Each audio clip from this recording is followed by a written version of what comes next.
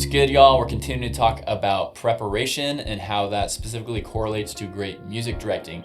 And right now I specifically want to talk about communication. So whether you're a music director working with a worship leader or a music director working with some other frontline artist, the communication between you two is essential. For my current context, working with a worship leader, I know different people have it set up different ways where sometimes the worship leader is the primary spearhead of all the creativity that's going into the set, and other times the music director has more of that responsibility and final call.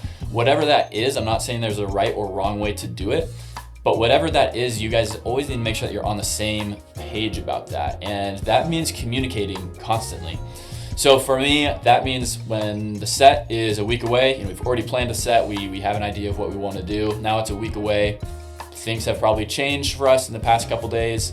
So we kind of reconnect. We're addressing the set and saying, hey, what feels right here? What feels like it needs to change for this weekend? And we'll talk through that. Sometimes it's nothing, but honestly, that's usually the rare occasion. Most of the time, there's some small tweaks that we want to make, and then occasionally there's some big tweaks where we're changing the set completely.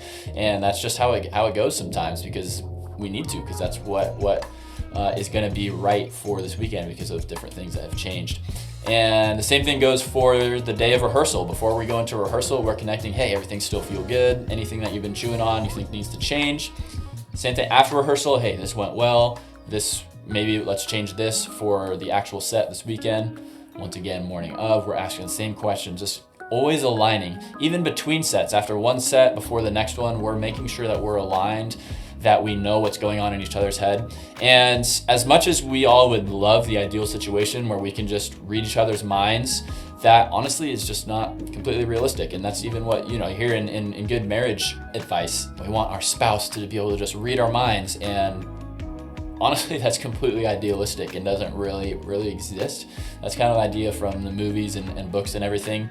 Knowing what is on each other's mind, the only way to actually accomplish that is by communicating well. And so the same goes for you and the people that you're leading with. You have to communicate well to actually know what's going on in each other's minds. And as you guys are leading a team together, you need to make sure that you guys are aligned. You're talking through all these different things. That way you guys are always going in the same direction. So make sure that you are always communicating well with the people that you are leading with.